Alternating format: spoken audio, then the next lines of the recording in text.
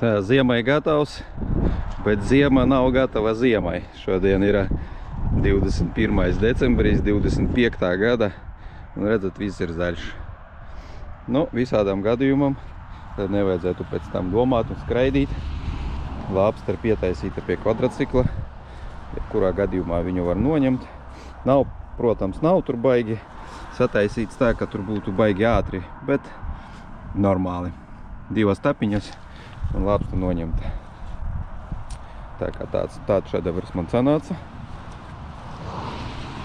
Diezgan labs, diezgan zolīts, foršs un skaists.